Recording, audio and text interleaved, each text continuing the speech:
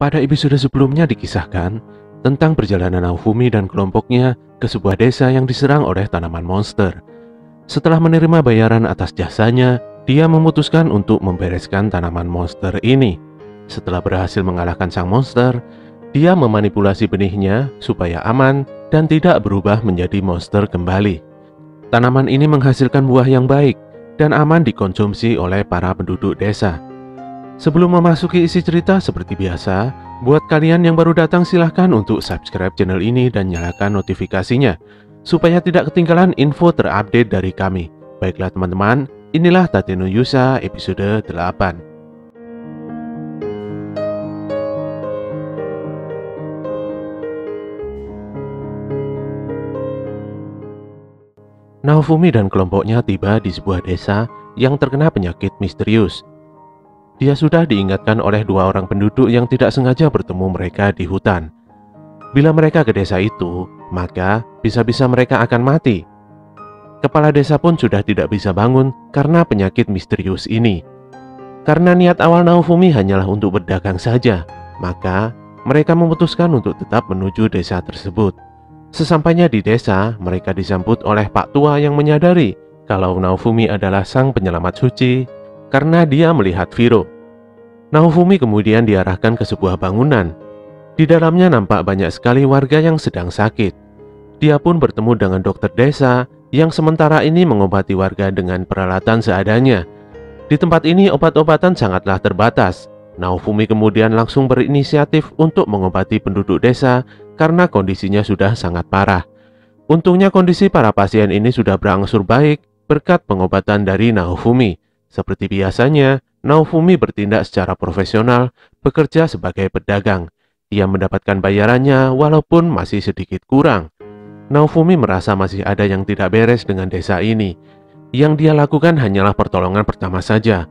Jika dibiarkan, maka desa ini tidak akan bisa tertolong lagi. Naofumi akhirnya mengetahui bahwa penyakit ini dimulai setelah Ren atau pahlawan pedang membunuh seekor naga di gunung dekat desa ini.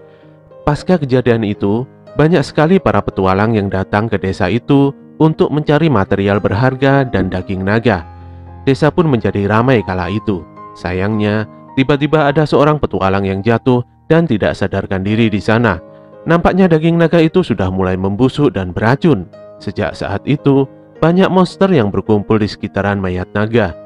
Ekosistem di gunung tersebut juga sudah berubah, sehingga tidak ada yang berani menuju ke sana. Desa juga sudah menyampaikan masalah ini pada kerajaan. Sayangnya, bantuan obat dari kerajaan tidak kunjung datang. Naofumi menyarankan untuk membatalkan permohonan bantuan pada kerajaan karena dia sendirilah yang akan menyelesaikannya. Dia tidak butuh terima kasih. Dia hanya mau dibayar atas jasanya menghentikan pandemi yang berbahaya ini. Sejak awal Naofumi memang tidak pernah menyebut dirinya sebagai penyelamat suci. Lagian, dana tersebut besarannya sama seperti yang dibayar desa pada kerajaan. Jadinya tidak ada masalah menurutnya.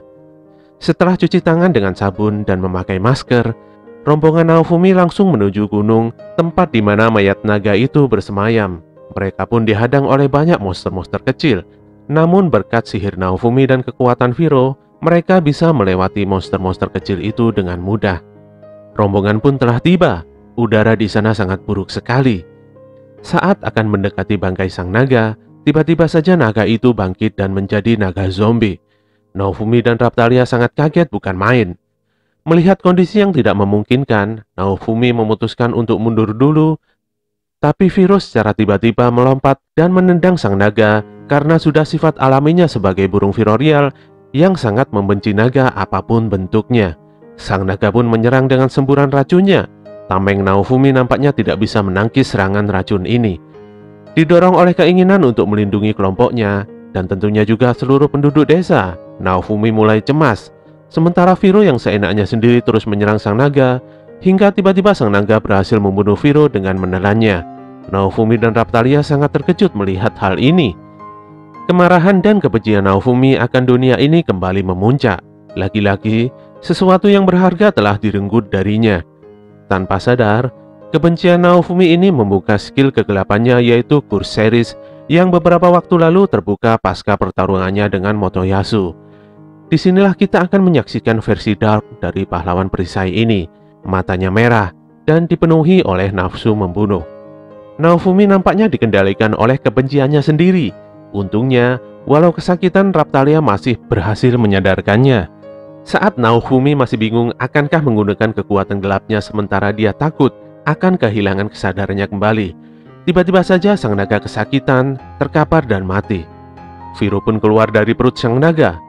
Ternyata selama ini Viro berusaha keluar dari perut sang naga dengan cara mencapik-capiknya. Viro menemukan sebuah kristal ungu di dalam perut sang naga dan memakannya. Ternyata itu adalah sumber kekuatan dari sang naga. Setelah membereskan sang naga, mereka kembali ke desa. Udara dari gunung sudah mulai membaik setelah Naofumi membereskan bangkai naga. Naofumi mendapatkan bayaran dari dokter desa atas jasanya, namun dia tidak mau menerimanya. Dia ingin Raphtalia disembuhkan bagaimanapun caranya. Sayangnya dokter desa tidak bisa berbuat banyak. Dia menyarankan untuk menggunakan air suci kelas tinggi yang ada di kota. Naofumi mendapatkan batu kristal ungu dari Viro.